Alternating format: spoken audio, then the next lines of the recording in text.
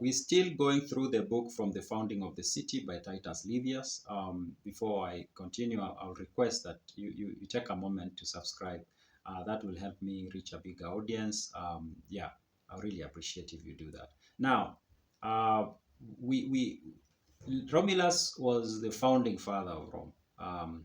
We are told how he was born. I've done a video about that, how he was born and then taken out to be exposed to die. He didn't die, he survived, and he founded Rome.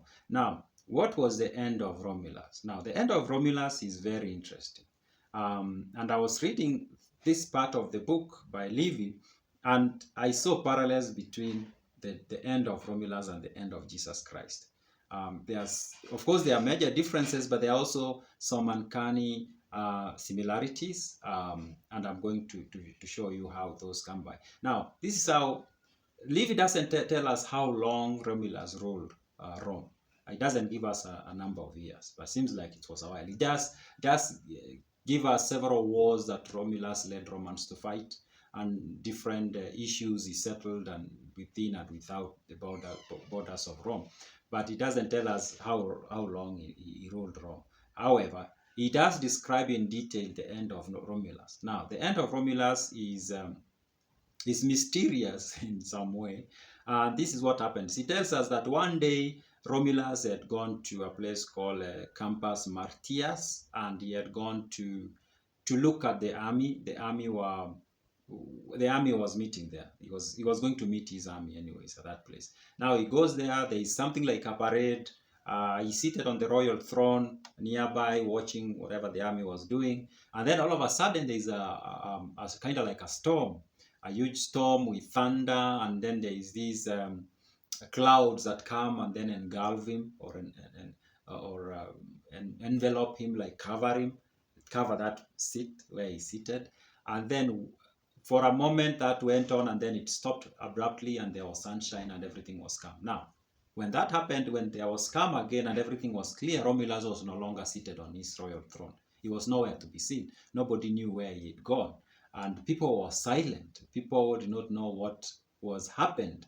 And the senators who were seated next to him told the people there, the soldiers and the public that was around, that Romulus had been taken to heaven, that they had witnessed him being taken, that everything that happened was part of the process of Romulus being taken to heaven. So Romulus had kind of gone to heaven.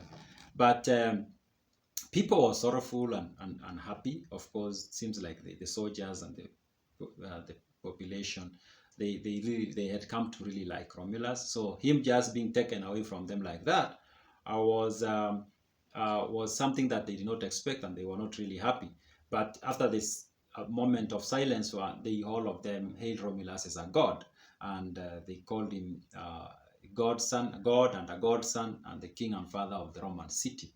Now, from that point, they started recognizing him as a god, and in fact, they immediately started praying to him for favors for the city. But Livy now tells us something, because now when we hear of this, or we read this, that Romulus was just taken to the clouds and went to heaven. Of course, you are left wondering, did this really happen or not? But Livy does try to tackle that question. And he tells us that there were some, I believe, even then, who secretly asserted that the king had been rent in pieces by the hands of the senators. So he says, even then, when that happened, there were rumors that he wasn't really taken to heaven, that the senators killed him and split him into small pieces. They basically assassinated him and then told the soldiers and the population that he had been taken to heaven. So Livy tells us that there were that rumors, and he says the rumors mostly spread outside of Rome, that Romulus had been killed by the senators, and they split him into small pieces or cut him up into small pieces, and then claimed that he had gone to heaven.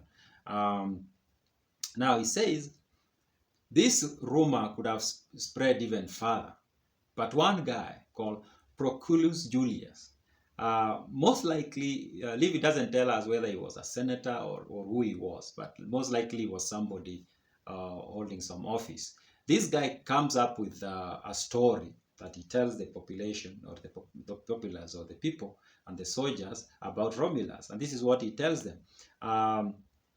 He tells them because he had realized that people were still unsatisfied, and then there was this rumor moving around that Romulus had been killed, something like that. This is what he tells them. He tells them, Q writes, the father of this city, Romulus, descended suddenly from the sky at dawn this morning and appeared to me. Covered with confusion, I stood reverently before him, praying that I might be vouchsafed to look upon his face without sin. Go, said he, and declare to the Romans the will of heaven, that my Rome shall be the capital of the world. So let them cherish the art of war, and let them know and teach their children that no human strength can resist Romans' arms. So saying, he concluded, Romulus departed on high. So this guy, Proculus Julius, tells people that apparently Romulus appeared to him in the morning, and Romulus gave him this message. And after him delivering this message, people were happy because they now realized, oh, Romulus was immortal, and he was out there, and he was watching over us. Romulus was indeed, he went to heaven. So that's how they solved that problem. Now, here is where I found similarities or parallels with the story of Jesus Christ. It's about Jesus dying and being buried, and then rising on the third day, and then going to heaven. And then somebody, I think 3 ladies, come and say they've seen Jesus and Jesus has spoken to them. I don't want to say which story is true or which is not, but I'm just pointing out the parallels that Jesus dies, Romulus, yeah, looks like he's dead, and then somebody comes, and when he dies, it is claimed that he's gone to heaven, and then somebody comes and says they visited them and they saw them, and then they declare to everybody that I saw them, they talked to me. Both of these 2 people, the same thing happened. That's the parallel I'm saying. Of course, there are huge differences. Jesus was not a king. Of course, we claim him to be a king, or people claim him to be a king now. Jesus did not go to war. Jesus did not organize an army.